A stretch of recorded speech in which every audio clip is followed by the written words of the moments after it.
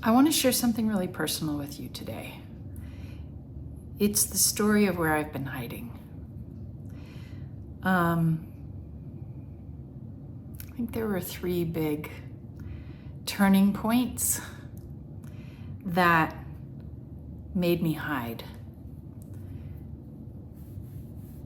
Made me think that it wasn't safe for me to be myself, and kept me from relaxing into the flow that holds me, my medicine, you might say.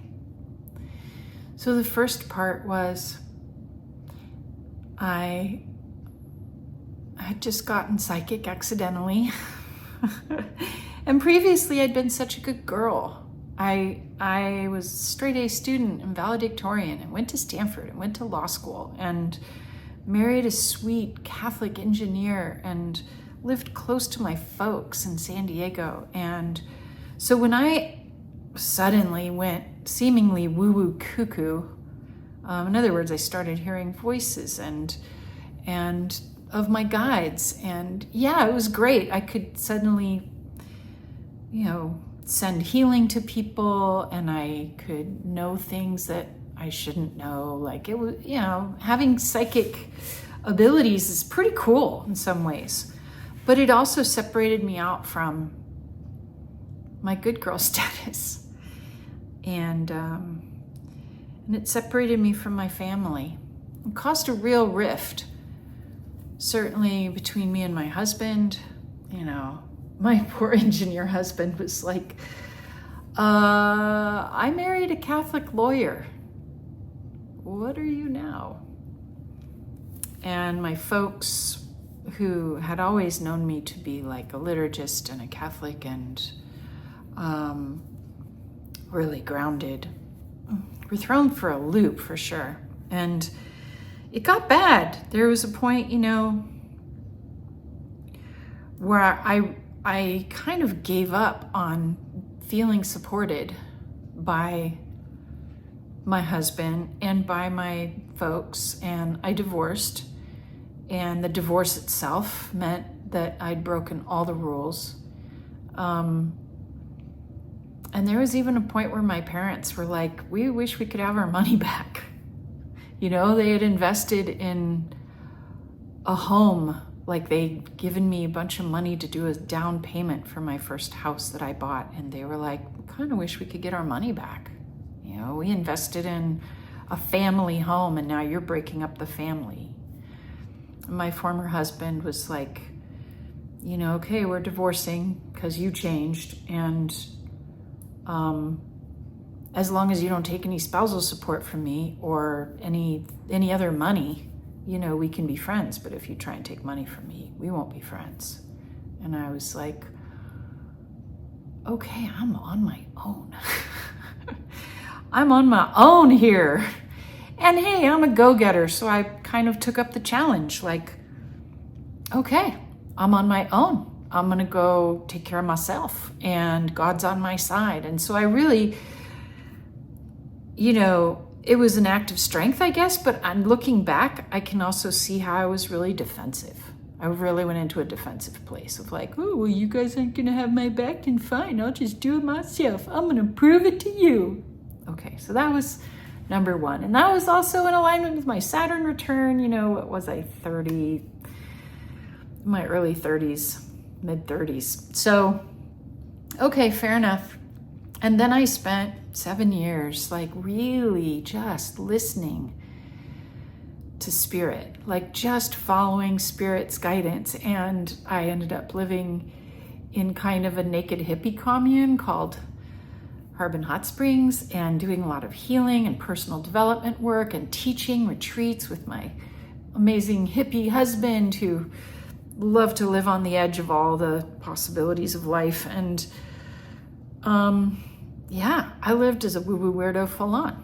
I also did some land development. I was like, God, I didn't fully drop out because how can I? I'm a businesswoman at heart, but But I threw myself into this project that was really spirit-led, and I didn't take any money out of it. Like, I didn't let myself, well, I got paid a little bit, just enough to cover my basic expenses. So I didn't starve, but I didn't really, I didn't demand a salary. Like, it was a project of the heart, and it was guided by spirit. And I was just like doing my spirit work every day. And after 7 years of really pouring myself into this project known as Avalon Springs, we lost it. After the 2008 economic collapse, we couldn't replace the funders we'd lost, and we spent a few more years scrabbling, trying to get new funders, and it failed. And I lost my land, my home, and my community, because I also divorced at the same time, my second divorce, due to polyagamy. Some of you know what that is. And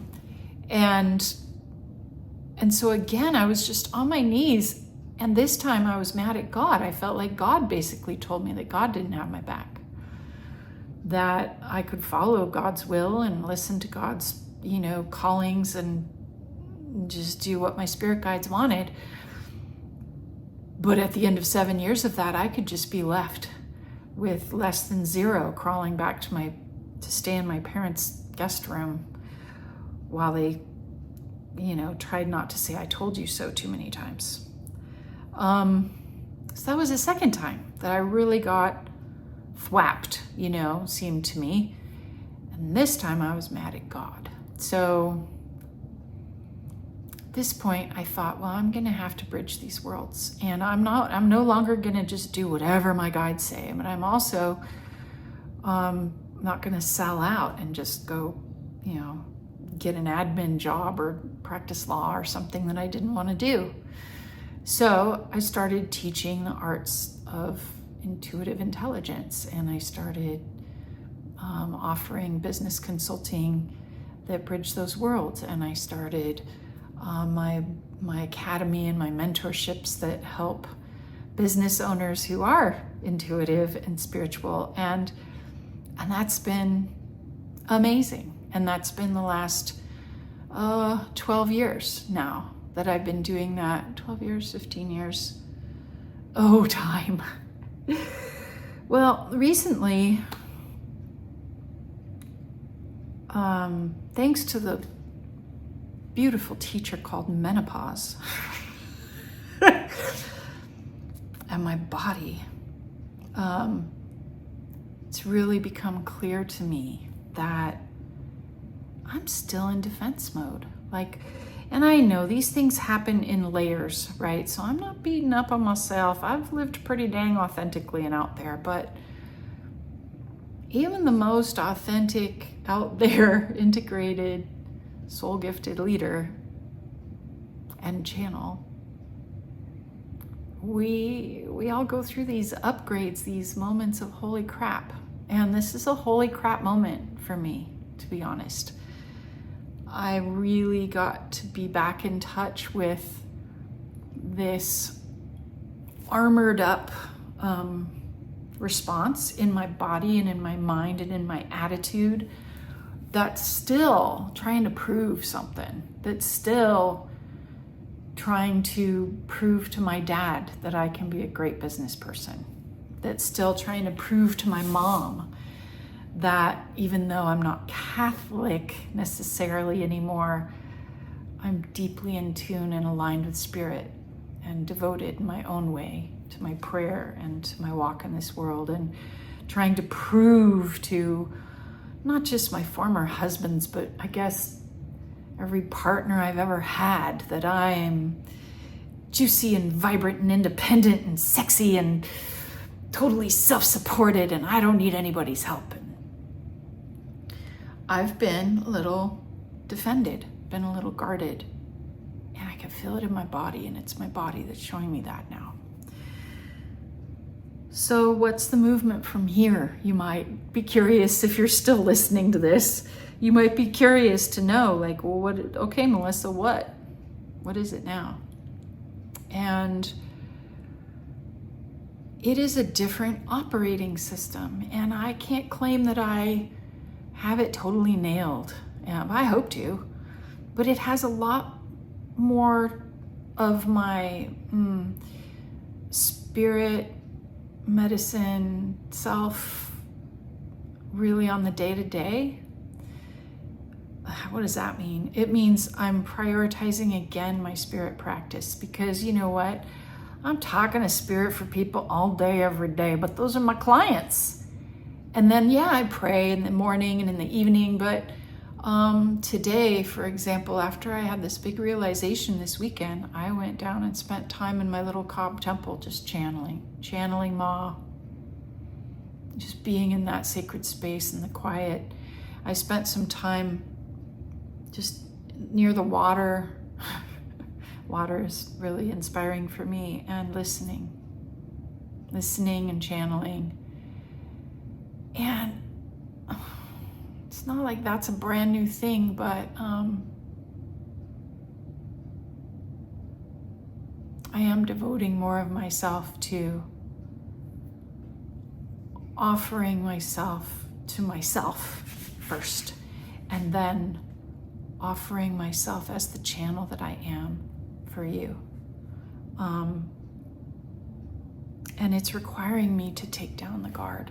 It's requiring me to quit trying to, whatever part of me is still trying to prove, that I'm important, or that I'm worthy to work with the very powerful, wealthy, go-getter leaders that I get to work with. Like, sometimes I have to admit, I look and I go, wow, who am I to be working with these people? Who am I to be guiding and advising leaders and business people and artists and culture makers who are doing huge work in the world? Who am I to do that? And then it's like my guides remind me, Mellissa, get out of the way. You're a channel. Get out of the way. Let the bigger forces do their work through you. I'm like, right. So I just wanted to share this story with you because it's really what's present for me right now. And I guess I did tell you there were 3 things, and there was a more recent thing just around relationship. I mean, I'm in a great relationship now, but man, I really put myself through the ringer with some relationships with people that were basically just practice partners for me to be defended against. Like, it's humbling. And my teachers and my mentors and my Shima all tell me, like, yeah, humbling is the name of the game. Like, humbling is one of the telltale signs that you're actually doing your work. So here we are. I figure by sharing here, maybe I might, you might find a giggle or some validation or some reflection, because I'm pretty sure that we've all had these times, some of these same upgrades. And I want you to know that while a lot of people call me teacher, and a lot of people call me mentor, and a lot of people call me channel, and some even call me shaman, and a few call me Shima, like Auntie Mama, I'm along for this ride with you, with all of us. I make no bones about it. I ain't no guru. I ain't no perfected, enlightened being. But I'm willing to tell you what I know and what I don't know. And as for me, with my teachers and mentors, that's what I trust. So that's my ongoing intention, to stay in integrity and to stay honest, and to keep channeling. Thanks for listening.